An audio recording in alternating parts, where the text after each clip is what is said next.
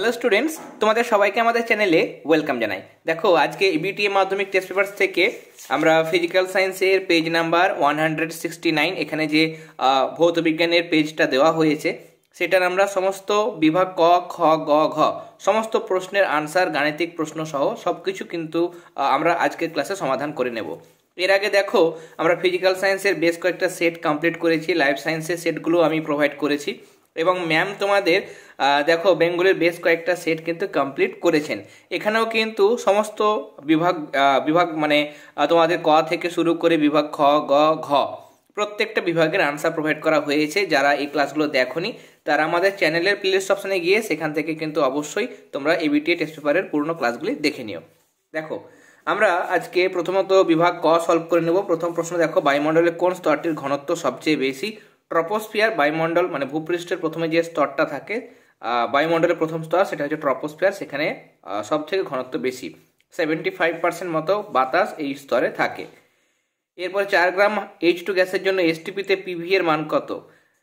Hydrogen গ্যাসের ক্ষেত্রে molar ভর আমাদের বের করতে হবে 2 গ্রাম মানে 1 মোল। তাহলে 2 গ্রাম যদি 1 মোল হয় তাহলে 4 গ্রাম মানে কত? 4 গ্রাম মানে হয়ে যাবে 2 মোল। তাহলে এন আমরা বের করলাম, তাই না? W/m এই সূত্রে n = W/m। এবার প্রদত্ত ভর 4 গ্রাম ছিল, 2 গ্রাম মানে 1 মোল, তাহলে 4কে 2 দিয়ে ভাগ করলে 2 মোল। কেমন? সোজা কথায় 2 গ্রাম হাইড্রোজেন মানে 1 মোল, তাহলে 4 গ্রাম হাইড্রোজেন মানে 2 মোল। এবার সূত্র হচ্ছে PV = nRT। PV = nRT, এটা সূত্র। তাহলে n এর বদলে 2 বসে যাবে, তাহলে PV = 2RT। এখানে অপশন বি হয়ে যাবে কারেক্ট আনসার। গ্যাসীয় পদার্থের আণবিক ভর এবং বাষ্প ঘনত্বের মধ্যে যেটা সম্পর্ক সেটা হচ্ছে m = 2D, অপশন ডি। একটি অবতল দর্পণের বক্রতার ব্যাসার্ধ 20 সেন্টিমিটার হলে ফোকাস দৈর্ঘ্য f, সেটা হচ্ছে বক্রতা ব্যাসার্ধ মানে r এর কি হবে? অর্ধেক হয়, r/2 হয়। তাহলে 20কে 10 দিয়ে ভাগ করলে আমরা পেয়ে যাচ্ছি 10 সেন্টিমিটার, অপশন সি। 1.5 প্রিজমের মধ্য দিয়ে সাদা আলোর প্রতিসরণের ক্ষেত্রে যে বর্ণের বিচ্যুতি সবচেয়ে কম, যেটার বিচ্যুতি সবচেয়ে কম সেটা হচ্ছে লাল। নিচের দিকে বেগুনি বর্ণ থাকে, সেটার বিচ্যুতি সব থেকে বেশি হয়। আদর্শ ভোল্ট মিটারের যেটা রোধ হওয়া উচিত সেটা হচ্ছে অসীম। 1.7 10 ওহম রোধের দুই প্রান্তে 10 ভোল্ট বিভব প্রভেদ বজায় রাখার জন্য ব্যয়িত ক্ষমতা বের করার সূত্র P মানে হচ্ছে V²/R। তাহলে V কত ছিল? বিভব প্রভেদ 10, আর 10 স্কোয়ার মানে 100, তাহলে উপরে হয়ে যাবে 100, নিচে রোধ কত? 10, তাহলে 100কে 10 দিয়ে ভাগ করলে আমরা পেয়ে যাচ্ছি 10 ওয়াট। এখানে 1.7 এর ক্ষেত্রে আনসারটা তোমরা চেক করে নেবে, এটা কিন্তু আনসার মানে অপশন এ হবে রাইট আনসার। কেমন? অনেক সময় এমসিকিউ তোমাদের আনসার কিন্তু ভুল দেওয়া থাকে, সেগুলো কিন্তু তোমরা কারেকশন করে নিও। 1 ইউনিফাইড মাস পরিমাণ ভর শক্তিতে রূপান্তরিত হলে উৎপন্ন শক্তির মান যেটা সেটা হচ্ছে 1 AMU বা 1 ইউনিফাইড মাস, সেটা হচ্ছে 931 mega electron volt. Option A is the correct answer. এরপরে নিচের কোন মৌলের আয়নন বিভব সব থেকে কম? এখানে সালফারের এই আনসারটা কিন্তু হয়ে যাবে রাইট। এরপরে নিচের কোন যৌগের কেন্দ্রীয় পরমাণু সর্বস্থ কক্ষে 8টার বেশি ইলেকট্রন আছে? এখানে দেখো PCl5, এখানে কিন্তু 10টা ইলেকট্রন থাকবে। কেমন? সর্বস্থ কক্ষে 8টার বেশি ইলেকট্রন থাকবে। যখন PCl5 গঠন হবে তখন 10টা ইলেকট্রন থাকবে, 8টার বেশি। এরপরে তড়িৎ বিশ্লেষের মধ্যে কোনটি তড়িৎ পরিবহন করে? তড়িৎ বিশ্লেষরা যখন আয়নে ভেঙে যায় তখন তার মধ্যে থাকা ক্যাটায়ন আর অ্যানায়নগুলো তড়িৎ পরিবহন করে। নিম্নলিখিত কোন বিক্রিয়কের সাহায্যে পরীক্ষাগারে H2S হাইড্রোজেন সালফাইড শনাক্ত করা যায়? লেড অ্যাসিডের মানে সিক্ত একটা কাগজকে H2S এ ধরলে সেটা কালো হয়ে যায়, এর সাহায্যে কিন্তু হাইড্রোজেন সালফাইড গ্যাসকে শনাক্ত করা যায়। কার্বন বিজারণ পদ্ধতিতে নিষ্কাশন করা যায় এমন একটা ধাতু হবে জিঙ্ক। সম্পৃক্ত হাইড্রোকার্বন মানে কি? যেখানে কোনো ডাবল বন্ড বা ট্রিপল বন্ড নেই, শুধুমাত্র সিঙ্গেল বন্ড আছে। তার মানে আমাকে এখানে অ্যালকেন খুঁজতে হবে। অ্যালকেন মানে এখানে দেখো ইথেন, অপশন ডি কিন্তু হয়ে যাবে এখানে রাইট আনসার। নেক্সট বলছে কোনটা থার্মোসেটিং প্লাস্টিক নয়? প্রথমে দেখো epoxy resin, polyester, phenol formaldehyde resin, এটা রেজিন হবে। এগুলো কিন্তু থার্মোসেটিং প্লাস্টিক, কিন্তু পিভিসি এটা থার্মোসেটিং নয়, এটা হচ্ছে থার্মোপ্লাস্টিক। তার মানে অপশন ডি হবে রাইট আনসার। এখানেও কিন্তু আনসারগুলো তোমরা মেলাবে। এরপরে বিভাগ খ আমরা সলভ করব এবং এগুলোর আনসার প্রথমত আমি বলে দিই, তারপর খাতাতেও তোমাদের আনসারগুলো দেখিয়ে দেবো যাতে করে তোমাদের সুবিধে হয়। দেখো, প্রথমে বলেছে একটি বায়োগ্যাসের ব্যবহার কি লিখবে? যে প্রধানত রান্নার কাজে বায়োগ্যাস ব্যবহার করা হয়। ওজন স্তরে NO নাইট্রিক অক্সাইডের ভূমিকা কি? ওজন স্তরে কি হচ্ছে, নাইট্রিক অক্সাইড ওজন স্তরের ওজন অণুকে ভেঙে দিয়ে অক্সিজেন অণুতে পরিণত করে। নিয়ে NO প্লাস O3 লিখে দেবে NO2 প্লাস O2। নেক্সট, কাঠকয়লা, পেট্রোল, ইথানলের মধ্যে কোনটি জীবাশ্ম জ্বালানি? এগুলোর মধ্যে পেট্রোলটা হচ্ছে জীবাশ্ম জ্বালানি। নেক্সট বলছে যে সত্য না মিথ্যা, অ্যাভোগাড্রোর সূত্রে অণুগুলোর আয়তন গণ্য করা হয়। এখানে যেটা দেওয়া হয়েছে এটা কিন্তু গ্যাসের অণুগুলির আয়তন গণ্য করা হয়, এটা তোমরা যেটা করবে সেটা হচ্ছে সত্য করবে। কেমন, আয়তনগুলো কিন্তু গণ্য করা হয় মানে ধরা হয়, তাই না? তার কারণ হচ্ছে আয়তনগুলো তার মূল সংখ্যা সমানুপাতিক, এটা হচ্ছে অ্যাভোগাড্রোর সূত্র। এসটিপিতে নাইট্রোজেন গ্যাসের আয়তন এবং চাপের গুণফল 224 লিটার অ্যাটমসফিয়ার যদি হয় তাহলে 2.5, আচ্ছা কি বলেছে এটা, এততে চাপে এটা, তাই তো? তাহলে আমাদের কত গ্রাম, আচ্ছা কত গ্রাম নাইট্রোজেনের আয়তন এবং চাপের গুণফল 224। তাহলে এখানে তোমরা যেটা করবে সেটা হচ্ছে PV = nRT বা NKW/mRT লেখা যায়। W মানে কত হবে, তাহলে PV সঙ্গে mটা গুণ হবে, RTটা নিচে আসবে। চাপ এবং আয়তনের গুণফল এখানে বলেছে 224, চাপ দেখো আয়তন এবং চাপের গুণফল 224, তাহলে PVর বদলে 224 বসাবে, আর এর মান এটা T 0 ডিগ্রি সেলসিয়াস মানে 273 কেলভিন, আর এখানে M কত 28। কেমন, নিয়ে সব ক্যালকুলেশন করবে দেখবে হয়ে যাবে 280। কেমন, তাহলে এটা হচ্ছে এই প্রশ্নের আনসার। এরপরে নাইট্রোজেনের জন্য এটা M এর যেটা মান, M মানে আণবিক ভর, নাইট্রোজেনে তোমরা জানো 14 দিয়ে 28 N2। এরপরে PV = W/mRT সমীকরণে M এর যেটা একক সেটা হচ্ছে গ্রাম পার মোল বা গ্রাম মোল ইনভার্স। অথবা দিয়ে প্রশ্ন যে বয়লের সূত্রানুসারে অপরিবর্তিত উষ্ণতায় নির্দিষ্ট ভরের কোনো গ্যাসের আয়তন ও চাপের মধ্যে সম্পর্ক, সেটা হচ্ছে PV = ধ্রুবক, তাই না? বা P1V1 = P2V2 = P3V3 = ধ্রুবক। 2.6 বলছে আলোক রশ্মির বিচ্ছুরণের একটি প্রাকৃতিক উদাহরণ ঘটনা, সেটা হচ্ছে আকাশে রংধনু সৃষ্টি। 2.7 আমরা চলে যাব, তবে তার আগে তোমাদের বলি যে তোমাদের জন্য একটা paid group, WhatsApp group open করা হয়েছে, সেই গ্রুপে তোমরা অ্যাড হতে পারো এবং সেখানে অ্যাড হলে তোমরা কিন্তু ABTA টেস্ট পেপার এবং তোমাদের যখন পরশর টেস্ট পেপার বেরোবে সেই দুটো টেস্ট পেপারের তোমরা ফিজিক্যাল সায়েন্স এবং লাইফ সায়েন্সের সম্পূর্ণ আনসারগুলো তোমরা সেই পেড গ্রুপের মধ্যে পেয়ে যাবে, পিডিএফের আকারে কিন্তু আনসারগুলো পাবে। এই সংক্রান্ত ডিটেলস দেখবে আমি আমাদের চ্যানেলের কমিউনিটি সেকশানে পোস্ট করেছি, সেখানে হোয়াটসঅ্যাপ নাম্বার দেওয়া হয়েছে, যারা যারা ইন্টারেস্টেড আছো সেখানে তোমরা কিন্তু পেড হোয়াটসঅ্যাপ গ্রুপে অ্যাড হতে পারো। কোন ধরনের লেন্স দ্বারা হ্রস্ব দৃষ্টির প্রতিকার করা হয়? এটা হচ্ছে অবতল লেন্স। একটি অর্ধপরিবাহী সিলিকন, জার্মেনিয়াম, অনেক কিছু লেখা যায়, আমি দেখো এখানে সিলিকন লিখেছি, তাই না? সিলিকন এবং চিহ্ন SI, সেটাও কিন্তু আমি এখানে লিখে দেব। এরপরে এখানে বলছে ফিউজ তার মূল বর্তনের সঙ্গে কিভাবে যুক্ত করা হয়? শ্রেণী সমবায় যুক্ত করা হয়। তেজস্ক্রিয় রশ্মি পরমাণুর কোন অংশ থেকে নির্গত হয়? সেটা হচ্ছে কেন্দ্রক বা নিউক্লিয়াস থেকে। আর তেজস্ক্রিয়তা যেটা SI একক, সেটা তোমরা লিখবে বেকারেল। কেমন, বেকারেল হচ্ছে তেজস্ক্রিয়তার SI একক। এরপরে নেক্সট আমরা এখানে যে ম্যাচিংটা দেওয়া হয়েছে সেটা সলভ করে নেব। প্রথমেই দেখো 14 নম্বর শ্রেণীর ধাতুকল্প, সেটা হচ্ছে সিলিকন।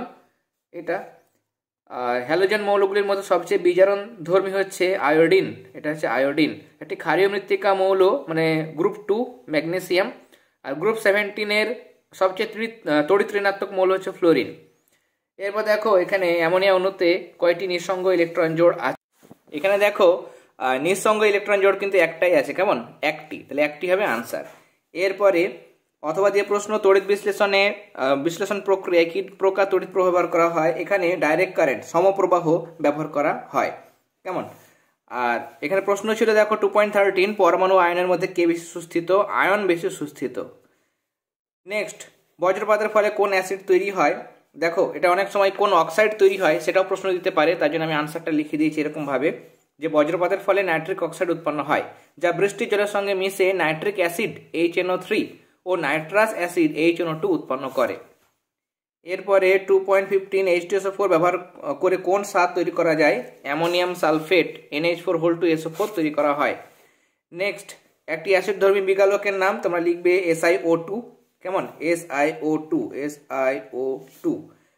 অথবা দিয়ে প্রশ্ন তড়িৎ বিজারণ পদ্ধতিতে নিষ্কাশন করা হয় এমন একটি ধাতু, তোমরা লিখবে ক্যালসিয়াম।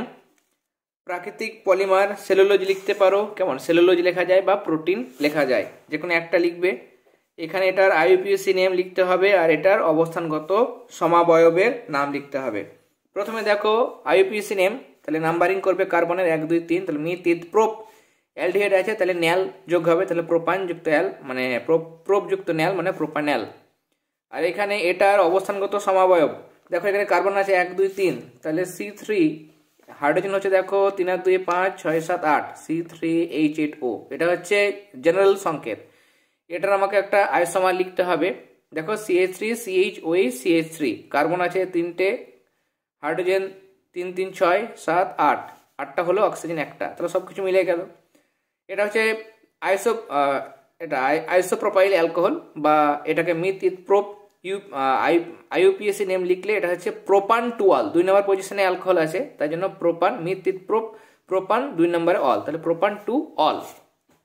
এরপরে আমরা এই প্রশ্নগুলো সলভ করব। দেখো আমাদের ক্লাস যতগুলো আমি প্রোভাইড করেছি অনেকটা লেন্দি হয়ে যায়, 40 মিনিট 45 মিনিট মতো হয়ে যায়, সেগুলো সেই কারণে যে প্রশ্নগুলো আমরা আগে পেয়েছি সেগুলো কিন্তু এখন আর বলবো না, তোমাদের শুধুমাত্র পেজ নাম্বার বলে দেবো। প্রথম প্রশ্ন, মিথেন হাইড্রেট কি? এটা 99 পেজে দেখবে, কোশ্চেন নাম্বার 4.1-এ তোমরা পেয়ে যাবে। এরপরে 0 ডিগ্রি সেলসিয়াস উষ্ণতায় রক্ষিত একটি নির্দিষ্ট ভরের গ্যাসের চাপ ও আয়তন, চাপটাকে দ্বিগুণ করা হয়েছে, দেখো চাপটা দ্বিগুণ করা হয়েছে, আয়তনটাকে অর্ধেক করা হয়েছে, তাহলে গ্যাসটির অন্তিম উষ্ণতা কত হবে? এখানে তোমরা যেটা করবে সেটা হচ্ছে যে প্রাথমিক উষ্ণতা T1 0 ডিগ্রি সেলসিয়াস, তার মানে 273 কেলভিন, অন্তিম উষ্ণতা বার করতে হবে T2, জিজ্ঞাসা চিহ্ন দিলাম, প্রাথমিক আয়তন V1, অন্তিম আয়তন V2, সেটা বলছে যে অন্তিম আয়তন কি হবে? প্রাথমিকের অর্ধেক, তাহলে V1 এর অর্ধেক মানে V1/2। চাপ P1 ছিল, অন্তিম চাপ বলছে প্রাথমিকের দ্বিগুণ হবে, তাহলে 2P1। এবার বয়লার চার্লসের সমন্বয় সূত্র P1 V1/T1 = P2 V2/T2, T2 বার করতে হবে, তাহলে T2 এদিকে গেলে P1 V1টা নিচে চলে আসবে, তাহলে P2 V2 নিচে P1 V1, আর এই T1টা এদিকে আসলে গুণ হবে। এবার P2 মানে কি? P2 মানে হচ্ছে 2P1, তাহলে P2 এর বদলে 2P1 বসানো হয়েছে। V2 মানে কি? V2 মানে V1/2, তাহলে V1/2 বসানো হয়েছে, নিচে P1 V1 যা ছিল লিখলাম, আর এখানে T1 মানে কত? 273 বসালাম। এবার PP কেটে যায়, VV কেটে যায়, 2 2 কেটে যায়, তাহলে 273 কেলভিন পড়ে থাকে। এবার আমাদের সেলসিয়াসে করতে হবে, সেলসিয়াস থেকে যখন কেলভিনে যায় 273 যোগ হয়, আর যখন কেলভিন থেকে সেলসিয়াসে যায় তখন 273 মাইনাস হয়, নিয়ে আমাদের আনসার হয়ে যাচ্ছে দেখো 273 কেলভিনকে সেলসিয়াসে করলাম, হয়ে যাচ্ছে 0 ডিগ্রি সেলসিয়াস। এরপরে অথবা দিয়ে প্রশ্ন, স্থির চাপে কোনো নির্দিষ্ট ভরের গ্যাসকে 0 ডিগ্রি সেলসিয়াস থেকে 546 ডিগ্রি সেলসিয়াস উষ্ণতা উত্তপ্ত করা হলো, গ্যাসটির অন্তিম আয়তনের সাথে প্রাথমিক আয়তনের অনুপাত কত? তাহলে প্রাথমিক উষ্ণতা স্থির চাপে নির্দিষ্ট ভরের, আচ্ছা 0 ডিগ্রি সেলসিয়াস, তাহলে 0 ডিগ্রি সেলসিয়াস মানে 273, অন্তিম উষ্ণতা 546, 273 যোগ করে 819 কেলভিন, প্রাথমিক আয়তন V1, অন্তিম আয়তন V2, চার্লসের সূত্র অনুযায়ী স্থির চাপে কি হয়? V1/T1 = V2/T2। তাহলে অনুপাত জানতে চেয়েছে, কার সঙ্গে কার অনুপাত? দেখো অন্তিম আয়তনের সাথে প্রাথমিক, অন্তিম কোনটা? V2, V2-র সঙ্গে প্রাথমিক মানে V1, V2-র সঙ্গে V1-এ জানতে চেয়েছে, তাহলে V1টা যদি এইদিকে নিয়ে আসে তাহলে V2 নিচে V1, তাহলে এই T2টা এইদিকে আসবে, তাহলে T2/T1। T2 কত? 819, T1 কত? 273, দেখো গুণ করো, 3 দিয়ে গুণ করলে এটাই আসে, দেখো 3 3 9 হয়, 3 7 21 2, 3 2 6 আর 2 8, তাহলে কাটাকাটি করলে এটা উপরে 3 নিচে 1 আসে, তাহলে 3:1, এটা হচ্ছে আনসার। কোন প্রিজমের ন্যূনতম যে চ্যুতি তার শর্ত কি? এক হচ্ছে যে আপতন কোণ আর নির্গমন কোণ সমান হতে হবে, I1 = I2 হতে হবে, আর প্রিজমের প্রথম তলে যেটা প্রতিসরণ কোণ R1 সেটা দ্বিতীয় তলের আপতন কোণ মানে R2 সঙ্গে সমান হতে হবে। অথবা দিয়ে এখানে প্রশ্ন আছে যে কোন বস্তুর প্রতিবিম্বের রৈখিক বিবর্ধন 2.5, এর অর্থ কি? এর অর্থ তোমরা লিখবে যে কোন বস্তুর প্রতিবিম্বের রৈখিক বিবর্ধন 2.5, এর অর্থ প্রতিবিম্বের উচ্চতা ওই বস্তুর উচ্চতার 2.5 গুণ। নেক্সট দেখো 3.4, একটি বৃত্তাকার পরিবাহী কুণ্ডলীর অক্ষ বরাবর রক্ষিত একটি দণ্ডচুম্বক উভয়কেই একই দিকে একই বেগে গতিশীল করা হলে কুণ্ডলীতে কোনো তড়িৎ প্রবাহ আবিষ্ট হবে কি? এখানে কোনো তড়িৎ প্রবাহ কিন্তু আবিষ্ট হবে না। কেন এখানে তড়িৎ প্রবাহ আবিষ্ট হবে না? তার কারণ এখানে কুণ্ডলী এবং চুম্বক দুটোরই বেগ একই দিকে দুটোকে গতিশীল করা হচ্ছে, তার নিজেদের মধ্যে কোনো আপেক্ষিক গতি নেই। তাই জন্য বলরেখার সংখ্যার কোনো পরিবর্তন হবে না। আর বলরেখার সংখ্যা যদি পরিবর্তন না হয় তাহলে তড়িৎচলক বল আবিষ্ট হবে না, বা এর সঙ্গে তড়িৎ প্রবাহও কিন্তু আবিষ্ট হবে না। তড়িৎচালক বল বা দিয়ে একটা কথা তোমরা অ্যাড করবে, সেটা হচ্ছে যে বা তড়িৎ প্রবাহ আবিষ্ট হবে না। তাহলে এই আনসারটা তোমরা লিখবে। এরপরে নেক্সট কোশ্চেন আমাদের 3.5 লুইস ডট গঠন অঙ্কন করতে হবে আমাদের নাইট্রোজেনের। এটা আমরা যখন পেজ নাম্বার 143 সলভ করেছিলাম, পেজ নাম্বার, আচ্ছা এটা তো আমার এক্ষেত্রে 121 পাতায়, কেমন 121 পাতায় 3.7 কোশ্চেন তোমরা দেখবে, সেখানে কিন্তু করা হয়েছে। এই প্রশ্নটাও করা হয়েছে, এটাও আমরা 143 পাতা 3.5 এর অথবা, সেখানে কিন্তু আমি করে দিয়েছি, কেমন 143 পাতা 3.5 এর অথবা। আধুনিক পর্যায় সারণীর সূত্রটি বিবৃত করো, 3.6 এর কোশ্চেন। এটাও কিন্তু রিপিট কোশ্চেন, এটা আমরা 143 পাতায় 4.9 এর অথবা, 4.9 এর অথবাতে করে দিয়েছি। 3.7 এখানে দেখো কি ঘটে, উত্তপ্ত ক্যালসিয়াম কার্বাইডের উপর দিয়ে নাইট্রোজেন গ্যাস পাঠানো হলো, তাহলে সেক্ষেত্রে কি ঘটবে? এটা নতুন প্রশ্ন, এটা আমি তোমাদের দেখিয়ে দিচ্ছি। দেখো, উত্তপ্ত ক্যালসিয়াম কার্বাইডের উপর দিয়ে যদি আমরা কি করি, নাইট্রোজেন গ্যাস চালনা করি, তাহলে সেই ক্ষেত্রে ক্যালসিয়াম সায়ানামাইড এবং কার্বনের ধূসর মিশ্রণ উৎপন্ন হয়। নিয়ে এই সমীকরণটা দেবে, নিয়ে লিখবে একে নাইট্রোলিম বলে, কেমন একে কি বলা হয়, নাইট্রোলিম বলা হয়, যা জমিতে সার হিসাবে ব্যবহৃত হয়। কি হিসাবে ব্যবহৃত হয় তুমি নাও বলতে পারো, এটা তোমরা জাস্ট এইখান থেকে এতটা লিখবে, তারপর সমীকরণটা দেবে। এরপরে অথবা দিয়ে প্রশ্ন, কি ঘটে উত্তপ্ত সোডিয়ামের সাথে যদি আমরা অ্যামোনিয়ার বিক্রিয়া করি, তাহলে কি ঘটবে? এখানে ধূসর বর্ণের সোডিয়াম অ্যামাইড বা সোডামাইড লবণ উৎপন্ন হবে এবং তার সঙ্গে হাইড্রোজেন গ্যাস উৎপন্ন হবে, এরকম ভাবেই লিখবে।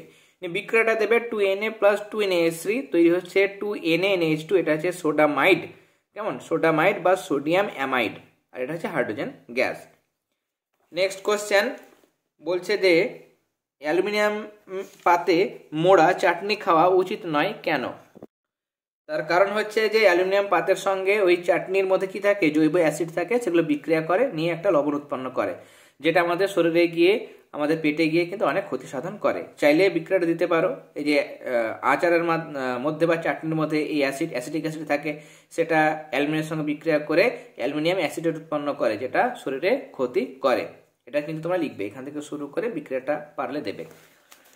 এরপরে দেখো নেক্সট কোশ্চেন, লাল বর্ণের ব্রোমিন জলে অ্যাসিটিলিন গ্যাস চালনা করলে কি ঘটে, সমীকরণ সহ লেখো। প্রথমে যখন অ্যাসিটিলিনের মধ্যে মানে ব্রোমিনের সঙ্গে অ্যাসিটিলিনের বিক্রিয়া হয়, তখন ধীর গতিতে বিক্রিয়া হয় এবং প্রথমে বর্ণহীন ডাইব্রোমো ইথিলিন, কারণ দুটো ব্রোমিন আছে তাই জন্য ডাইব্রোমো ইথিলিন তৈরি হয় এবং এর ফলে ব্রোমিন জলের বর্ণহীন হয়ে যায়। লাল বর্ণের ব্রোমিন জল সেটা বর্ণহীন হয়ে যায়। এরপরে যখন অতিরিক্ত ব্রোমিনের সঙ্গে বিক্রিয়া ঘটানো হয়, তখন দেখো 4টে পজিশনে ব্রোমিন কিন্তু ঢুকে যায়, 4টে ব্রোমিন ঢুকে যায়, কেমন এটা যদি 1 নম্বর কার্বন হয়, এটা যদি 2 নম্বর কার্বন হয়, তাহলে 1 নম্বর কার্বনে 2টো, তাহলে 1 1, 2 নম্বরে 2টো, তাহলে কমা 2 2, কেমন, এবং 4টে আছে, একটা থাকলে মনো, 2টো থাকলে ডাই, 3টে থাকলে ট্রাই, 4টে থাকলে টেট্রা, তাহলে 1 1 2 2 টেট্রা ব্রোমো ইথেন, ইথেন, কেমন এটা উৎপন্ন হয়। সমীকরণ অবশ্যই তোমাদের দিতে হবে। অথবা দিয়ে প্রশ্ন, গাঢ় সালফিউরিক অ্যাসিড সহযোগে অ্যাসিটিক অ্যাসিড এবং ইথাইল অ্যালকোহলের মিশ্রণকে রিফ্লাক্স করলে কি ঘটবে লেখো। এখানে তোমাদের এস্টারিফিকেশন যে রিয়াকশনটা আছে, খুব ইম্পর্টেন্ট একটা রিয়াকশন। ইথাইল অ্যালকোহলের সঙ্গে অ্যাসিটিক অ্যাসিডের বিক্রিয়া গাঢ় সালফিউরিক অ্যাসিডের উপস্থিতিতে সেখানে কি তৈরি হয়, ইথাইল অ্যাসিটেট উৎপন্ন হয় এবং তার সঙ্গে জল উৎপন্ন হয়। এই বিক্রিয়া 3 নম্বর বিক্রিয়াটা তোমাদের দিতে হবে, কেমন। নেক্সট আমরা পরের পাতায় চলে যাব। এখানে আমাদের বিভাগ গ শেষ হলো। বিভাগ ঘ এর প্রথম প্রশ্ন আমাদের, কোন গ্যাসের মোলার আয়তন বলতে কি বোঝায়? নির্দিষ্ট চাপ ও উষ্ণতায় 1 গ্রাম অণু পরিমাণ যে কোনো গ্যাস যে পরিমাণ আয়তন দখল করে তাকেই তার মোলার আয়তন বা গ্রাম আণবিক আয়তন বলে। আর এর সাথে যে প্রশ্নটা ছিল সেটা হচ্ছে বাস্তব গ্যাসের আদর্শ আচরণ থেকে বিচ্যুতির দুটো কারণ। এটা 32 নম্বর পেজে কোশ্চেন নাম্বার 3.2, এটা আমরা অলরেডি প্রোভাইড করেছি, সেখান থেকে তোমরা দেখে নিও, কেমন। বা আমরা যখন 76 নম্বর পেজ সলভ করেছিলাম সেখানেও কোয়েশ্চেন নাম্বার 3.2-তে অথবাতে কিন্তু এটা করানো হয়েছে, দুবার অলরেডি আমরা পেয়েছি, তাই জন্য এখানে আর নতুন করে বললাম না। এখানে গাণিতিক সমস্যাটা আমরা সলভ করব। বলেছে 11.2 লিটার অ্যামোনিয়া তৈরি করার জন্য কি পরিমাণ অ্যামোনিয়াম ক্লোরাইডের সাথে কলিশন মিশিয়ে উত্তপ্ত করতে হবে। এখানে আমরা প্রথমে হেডিং লিখবে, আমি লিখিনি, বিক্রিয়ার সমীকৃত সমীকরণ নিয়ে 2NH4Cl ক্যালসিয়াম হাইড্রোক্সাইডের সঙ্গে বিক্রিয়ায় ক্যালসিয়াম ক্লোরাইড, অ্যামোনিয়া এবং জল উৎপন্ন হয়। কেমন, কলিচুন মানে ক্যালসিয়াম হাইড্রোক্সাইড। এবার এখানে নাইট্রোজেনের 14, হাইড্রোজেনের 1, তাহলে 1 গুণ 4, 4টে আছে, ক্লোরিনের 35.5, 2 ভাগ, তার জন্য 2 দিয়ে গুণ করবে, যা হবে 14 + 4 কত হয়, 14 + 4 18 হয়, 18 সঙ্গে 35.5 যোগ করবে, যা হবে, এবার 2 দিয়ে গুণ করবে, দেখবে 107 হবে। এখানে অ্যামোনিয়ার সোজাসুজি তোমরা জানো, এখানে 1 মোল যদি হয়, এখানে লিটারে জানতে চেয়েছে আয়তন, তাহলে 1 মোল অ্যামোনিয়া মানে 22.4 লিটার, 2 আছে মানে 2 মোল, তাহলে 2 দিয়ে গুণ করবে 44.8 লিটার।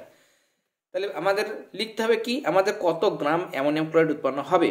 তাহলে লিখব 44.8 লিটার, এত অ্যামোনিয়া উৎপন্ন করতে NH4Cl লাগে 107 গ্রাম, তাহলে 1 লিটার তৈরি করতে বাই এটা, তাহলে আমাদের প্রশ্ন বলেছিল 11.2 লিটার অ্যামোনিয়া তৈরি করতে কত NH4Cl লাগবে, তাহলে গুণ এটা।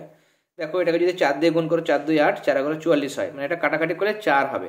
এবার 107কে 4 দিয়ে ভাগ করবে, দেখবে হয়ে যাবে আমাদের 26.75 গ্রাম। কেমন, এটা কিন্তু হয়ে যাচ্ছে এই প্রশ্নের আনসার।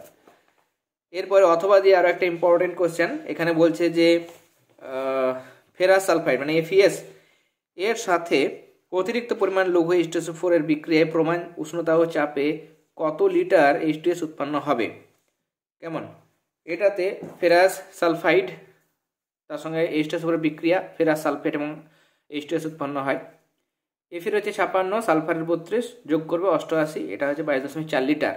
এটা গ্রামে, এটা লিটারে প্রকাশ করবে, যেমন বলবে সেরকম। তার কারণ তোমাকে বলেছে যে 8.8 গ্রাম ফেরাস সালফাইড থেকে কত H2S, কত লিটার H2S উৎপন্ন হবে। তখন তোমাকে কি করতে হবে, এটা লিটারে রাখতে হবে, এটা গ্রামে রাখতে হবে।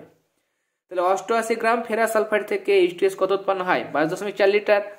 1 গ্রাম ফেরাস সালফাইড থেকে H2S কত উৎপন্ন হবে, বাই 88, তাহলে 8.8 গ্রামে কত, তাহলে 8.8। যদি তুমি দশমিক তুলে দাও তাহলে নিচে 10 হয়, তুমি কাটাকাটি করতে পারো, বা এটা কাটাকাটি করলে 10 করতে পারো, যা খুশি। এবার 10 দিয়ে ভাগ মানে দশমিক, আরও এক ঘর বাম দিকে যাবে, মানে এইখানে বসবে, তাহলে 2.24 লিটার এত H2S উৎপন্ন হবে। নেক্সট, লোহার আয়তন প্রসারণ গুণাঙ্ক বলেছে এটা 36 × 10⁶ ডিগ্রি সেলসিয়াস ইনভার্স, তাহলে ডিগ্রি ফারেনহাইট ইনভার্স এবং পার কেলভিন, কেমন, কেলভিন ইনভার্স, এটাতে মানটা আমাদের বের করতে হবে। আয়তন হোক, দৈর্ঘ্য প্রসারণ গুণাঙ্ক হোক, একই সূত্র, একই, যে যখন আমরা মানে ফারেনহাইট থেকে সেলসিয়াসে যাব তখন 5/9 গুণ করতে হয়। কেমন, 5/9 গুণ করতে হয়। আর যখন সেলসিয়াস থেকে আমাদের ফারেনহাইটে যেতে হবে উল্টো। কেমন, ফারেনহাইটে আমরা, এটা আমরা কি করছি, ফারেনহাইট থেকে এটা কি করলাম, ফারেনহাইট থেকে সেলসিয়াস, তাই না, কিসে মান দেওয়া হয়েছে, এটা সেলসিয়াস। আচ্ছা, সেলসিয়াসে দেওয়া হয়েছে, আমরা ফারেনহাইটে যাব, তাহলে এখানে ফারেনহাইট থেকে মানে সেলসিয়াস দেওয়া আছে, ফারেনহাইটে বের করব, সেলসিয়াসে দেওয়া আছে, ফারেনহাইটে বের করব, তখন 5/9 করব। কেমন, আর যদি ফারেনহাইটে দেওয়া থাকে আর সেলসিয়াসে বের করতে হয় তখন কিন্তু তোমরা 9/5 দিয়ে গুণ করবে। কেমন, তাহলে এটা আমরা গুণ করলাম 5/9, দেখো 4 9 36 হয়, 4 5 20, তাহলে 20 ইন্টু এটা। কেমন, আর সেলসিয়াস এবং কেলভিনের মান কিন্তু একই হয়, কোনো মান কিন্তু পাল্টায় না। কেমন, সেলসিয়াস কেলভিনে একই মান হয়, সেটা দৈর্ঘ্য প্রসারণ গুণাঙ্ক মানে আলফা হোক, ক্ষেত্র প্রসারণ গুণাঙ্ক বিটা হোক, বা আয়তন প্রসারণ গুণাঙ্ক গামা, যাই হোক, সেলসিয়াস আর কেলভিনের মান কোনো পাল্টায় না, শুধু এককটা পাল্টে যায়। এখানে ডিগ্রি সেলসিয়াস ইনভার্স ছিল যখন তোমাদের প্রশ্ন দিয়েছিল, ডিগ্রি সেলসিয়াস ইনভার্স, এখানে কেলভিন ইনভার্স হয়ে যাবে। কেমন, এর সাথে প্রশ্ন বলছে যে আলফা বিটা গামার মধ্যে সম্পর্ক, আলফা = β/2 = γ/3। শুধু এটু লিখলে হবে না, এটার সঙ্গে তোমরা লিখবে যে যেখানে আলফা হলো দৈর্ঘ্য প্রসারণ গুণাঙ্ক, বিটা হলো ক্ষেত্র প্রসারণ গুণাঙ্ক এবং গামা হলো আয়তন প্রসারণ গুণাঙ্ক। নেক্সট দেখো 4.4 অবতল দর্পণ দ্বারা কিভাবে অসৎ প্রতিবিম্ব গঠিত হয়। এটা ফিজিক্যাল সায়েন্সের পেজ নাম্বার 143 যখন সলভ করেছিলাম, কোশ্চেন নাম্বার 3.3 দেখে নিও।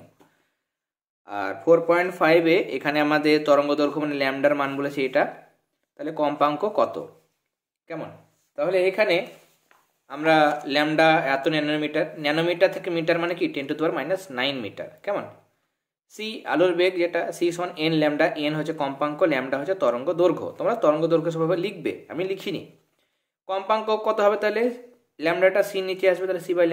আলোর গতিবেগ 3 × 10⁸ মিটার পার সেকেন্ড, ল্যামডা তরঙ্গ দৈর্ঘ্য এত মিটার বসালে, এবার এখানে 3কে এটা দিয়ে ভাগ করবে, দেখবে এটা হয়ে যাবে। কেমন? বা এক কাজ করতে পারো, তুমি যদি এটাকে উপরে নিয়ে যাও তাহলে কত হবে? 17 হবে। কেমন? কিন্তু এক কাজ করবে, এটা তোমরা মানে এইখানে ক্যালকুলেশনটা আমি কি বলছি, 3 আর নিচে কত আছে? 320 আছে তো। এবার 10, এই -9টা উপরে উঠলে +9 হয়ে যাবে, তাহলে 8 আর 9 কত হয়? 17 হয়। কেমন? 17 হয়। কিন্তু পরের লাইনে তুমি কি করবে, এখানে 17 না রেখে 14 রাখবে। কত রাখবে? 14। তাহলে 15, 16, 17, 3টে শূন্য মানে 1000 দিয়ে গুণ করতে হবে, তাহলে এটাকে 1000 দিয়ে গুণ করবে, তাহলে ভাগ করতে সুবিধা, আবার কিছুই না। এবার 3000কে 320 দিয়ে ভাগ করবে, তাহলে এটা হবে 9.375, আর এটা যা আছে তাই, তাহলে আমাদের সুবিধা হবে, তাই না? ক্যালকুলেশন করতে সুবিধা হবে।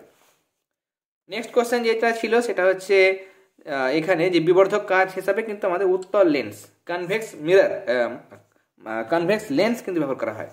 অথবা একটি আলোকরশ্মি 30 ডিগ্রি কোণ বিশিষ্ট একটি প্রিজমের তলে 60 ডিগ্রি কোণে আপতিত হলো, রশ্মিটির মোট চ্যুতি 30 ডিগ্রি, তাহলে রশ্মিটি দ্বিতীয় তল দিয়ে লম্বভাবে নির্গত হয়। প্রতিসরাঙ্ক নির্ণয় করো। দেখো কোশ্চেনটা ভালো করে বুঝে নাও। প্রিজম যেটা আছে, প্রতিসারক কোণ প্রিজমটা 30 ডিগ্রি, ডেল্টা মানে চ্যুতি সেটা 30 ডিগ্রি, আপতন কোণ এখানে বলেছে দেখো একটা তলে 60 ডিগ্রি কোণে আপতিত হয়, মানে I1 সেটা 60। চ্যুতি বের করার সূত্র, ডেল্টা মানে I1 + I2 - A। ডেল্টা তুমি জানো, বসাও। I1 জানো, 60 বসাও। I2 জানো না, বের করব। -A প্রতিসারক কোণ প্রিজমের 30 ডিগ্রি।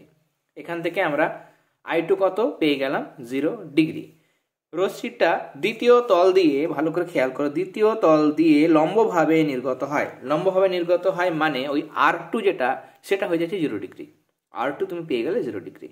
তাহলে প্রথম তলে প্রতিসরণ কোণ মানে R1টা কত? R1 বের করার নিয়ম হচ্ছে A থেকে, মানে প্রতিসারক কোণ থেকে R2 মাইনাস করতে হয়। A কত ছিল? 30, 30 থেকে R2 মানে 0 মাইনাস করবে, তাহলে 30 ডিগ্রি পেয়ে গেলে। এবার প্রতিসরাঙ্ক বার করব। প্রতিসরাঙ্ক তাহলে sin I by sin R। তাহলে I কত ছিল? I1 কত ছিল? I1 ছিল তোমার এখানে দেখো 60 ডিগ্রি, তাহলে I1 এর বদলে 60 বসাবে, sin 60। আর sin R, এখানে R মানে R1 বসাতে হবে তোমার। কেমন? I1 আর R1 বসাতে হবে, তাহলে এখানে হচ্ছে 30 ডিগ্রি। sin 60 ডিগ্রি মান হচ্ছে √3/2, আর এটা মান হচ্ছে 1/2। তাহলে এবার এটা 1/2কে কাটাকাটি মানে গুণ করলে 2/1 হচ্ছে, 2 2 কেটে যায়, √3। √3 রাখতে পারো বা লিখতে পারো যে অতএব প্রিজমের উপাদানের প্রতিসরাঙ্ক মিউ মানে হচ্ছে √3 সমান 1.732। এরপরে নেক্সট আমি তাড়াহুড়ো করছি, তার কারণ অনেকগুলো তোমাদের পেজ রয়েছে, সেগুলো আমাদের প্রোভাইড করতে হবে। দেখো, ফিলামেন্টযুক্ত বাল্বে তড়িৎ শক্তির অপচয় হয়, সেটা আমাদের ব্যাখ্যা করতে হবে। ফিলামেন্টযুক্ত বাল্বের দক্ষতা কিন্তু অনেকটাই কম। যোগান দেওয়া শক্তির প্রায় 98% শক্তি বা অংশটা তাপ শক্তি উৎপাদনের জন্যই কিন্তু ব্যয় হয়ে যায়, শক্তির অপচয় হয়। 98% শক্তির অপচয় হয়, শুধুমাত্র 2% শক্তি দৃশ্যমান আলো উৎপন্ন করে, এই জন্যই এটাকে বলা হয়। আর কোনটার মানে এখানে সাশ্রয়টা বেশি নাকি? সবচেয়ে বেশি সাশ্রয়কারী ল্যাম্প যেটা, সেটা হচ্ছে এলইডি। অনেক সময় পুরো নাম জিজ্ঞাসা করে, সেটা হচ্ছে লাইট এমিটিং ডায়োড। 4.7 প্রথম পরিবাহী রোধ দ্বিতীয় পরিবাহী রোধের দ্বিগুণ। মানে দ্বিতীয় পরিবাহী রোধ যদি হয় R1, তাহলে প্রথম পরিবাহী রোধটা হবে প্রথমটার দ্বিগুণ, মানে 2R1। পরিবাহীর দুই প্রান্তে বিভব পার্থক্য একই যদি হয়, তাহলে তড়িৎ প্রবাহের অনুপাত কত হবে? তাহলে দ্বিতীয় পরিবাহী রোধ R1, এটা হচ্ছে প্রথম পরিবাহী দ্বিগুণ বলেছে, তাহলে 2R। কেমন? এখানে R ধরেছে, R1 নাও লিখলে হবে, তাহলে R লিখলে এটা 2R হবে। বিভব প্রভেদ V সমান প্রথম এবং দ্বিতীয় পরিবাহীতে প্রবাহ মাত্রা I1 I2 হলে প্রথমটাতে V = IR সূত্রে বার করবো, তাহলে V = IR। I কত? I1, R কত? 2R। তাহলে হয়ে গেল I1 × 2R। আর দ্বিতীয় ক্ষেত্রে কি হবে? V = I2 × R। এবার বলছে অনুপাত কত, তাহলে এটা মানে এইটা এবং এটা আমাদের সমান করতে হবে, যেহেতু এখানে কি আছে? বিভব প্রভেদটা সমান, মানে দুই প্রান্তে বিভব প্রভেদ সমান। তাহলে এই V যদি এটা V1 লিখি আর এটা V2 লিখি, তাহলে V1 আর V2 সমান, তাই বলেছে এখানে। তাহলে এই দিকটা সমান হয়ে যাবে। যখনই সমান করলে এবার প্রবাহ মাত্রার অনুপাত, মানে I1 এর নিচে I2 বসাবে, I1 এর নিচে I2, তাহলে 2Rটা এদিকে নিচে আসবে। 2Rটা নিচে আসলে কি হবে? R এর নিচে এখানে কি হবে? R এর নিচে 2R এটা আসবে। কেমন? I1 আর এটা I2 সমান সমান কি? R/2R। আর কেটে যাবে, তাহলে 1/2। তাহলে অনুপাত হচ্ছে 1:2। এটা হচ্ছে এই প্রশ্নের আনসার। নেক্সট, অথবা 12 ভোল্ট টাংস্টেন ফিলামেন্ট ল্যাম্পকে 12 ভোল্ট বিভব পার্থক্যের উৎসে সংযুক্ত করা হয়েছে, প্রবাহ মাত্রা 3 অ্যাম্পিয়ার, ফিলামেন্টের রোধ আর ল্যাম্পের ক্ষমতা বের করো। তাহলে V is equal to I সূত্রে বসাবে, আর কত হবে ভি বাই আই, তাহলে 12কে 3 দিয়ে ভাগ করলে 4 ওহম। ক্ষমতা বের করার নিয়ম হচ্ছে P is equal to V I, V কত 12 ভোল্ট আর আই কত, আই হচ্ছে 3, তাহলে 3 12 36 ওয়াট, এটা হবে এই প্রশ্নের আনসার। নেক্সট, কোন তেজস্ক্রিয় মৌল থেকে আলফা কণা নির্গমনে নতুন মৌলের সৃষ্টি হয় কিন্তু গামা নির্গমনে নতুন মৌলের সৃষ্টি হয় না কেন, ব্যাখ্যা করো। আর তেজস্ক্রিয়তার একটি ব্যবহার উল্লেখ করো। লিখবে একটি আলফা কণার আধান +2 একক এবং ভর 4 একক, ফলে কোনো পরমাণু নিউক্লিয়াস থেকে আলফা কণা নির্গত হলে পরমাণু ক্রমাঙ্ক 2 এবং ভর সংখ্যা 4 একক কমে যায়, ফলে নতুন নিউক্লিয়াসের সৃষ্টি হয়, অর্থাৎ নতুন মৌলের সৃষ্টি হয়। উদাহরণ দেবে এই ইউরেনিয়াম 92 238, যখন আলফা কণা বেরোচ্ছে তখন কি হচ্ছে, পারমাণবিক সংখ্যা বা পরমাণু ক্রমাঙ্ক 2 একক কমে যাচ্ছে, তাহলে 92 থেকে 2 বাদ দিলে 90, আর ভর সংখ্যা 4 কমে যায়, তাহলে 238 থেকে 4 বাদ দিলে 234, উৎপন্ন হচ্ছে থোরিয়াম, তাহলে নতুন মৌল উৎপন্ন হলো। বিটাটা দেখাবার দরকার নেই, তাহলে গামা লিখবো এবার। যে অপরদিকে গামা রশ্মি হলো তড়িৎচুম্বকীয় তরঙ্গ, এর ভর সংখ্যা ও পারমাণবিক সংখ্যা 0, তাই পরমাণু নিউক্লিয়াস থেকে গামা রশ্মি নির্গত হলে মৌলের ভর সংখ্যা পারমাণবিক সংখ্যা একই থাকে, অর্থাৎ গামা রশ্মি নির্গমনের ফলে কোনো নতুন মৌলের সৃষ্টি হয় না। যেমন থোরিয়াম, এখান থেকে গামা বেরোচ্ছে, পারমাণবিক সংখ্যা বা ভর সংখ্যার কোনো কিন্তু পরিবর্তন ঘটে না, আর পারমাণবিক সংখ্যা যদি একই থাকে তাহলে নতুন মৌল সৃষ্টি হবে না। কেমন, তাহলে এই জিনিসটাও তোমরা অ্যাড করবে। কেমন, তাহলে ওইদিকে আলফা এবং এখানে গামার, এটা তোমরা অ্যাড করবে। নেক্সট, তেজস্ক্রিয়তার ব্যবহার বলেছিল, তেজস্ক্রিয়তার এখানে অনেকগুলো ব্যবহার দেওয়া হয়েছে, যে কোনো একটা ব্যবহার তোমরা লিখবে। পরের প্রশ্ন, মোজেলের পরীক্ষায় গুরুত্বপূর্ণ সিদ্ধান্ত কি আর পর্যায় সারণের ক্ষেত্রে এই সিদ্ধান্তের গুরুত্ব কি? এখানে গুরুত্বপূর্ণ সিদ্ধান্ত দেওয়া হয়েছে, গুরুত্বপূর্ণ সিদ্ধান্ত এতটা পর্যন্ত। কেমন, গুরুত্বপূর্ণ সিদ্ধান্ত, এবং এখানে বাকি যে পোর্শনটা ছিল প্রশ্ন, সেটার আনসার তোমরা এই এতটুকু লিখবে।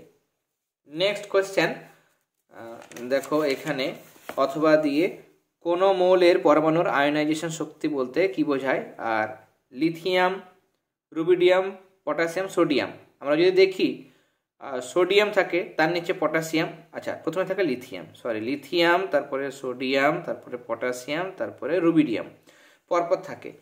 এবার যত নিচে যাওয়া যায় আয়নাইজেশন শক্তি কি হয়, কোনো মৌলের আয়নাইজেশন শক্তিকে ঊর্ধ্বক্রমে সাজাও।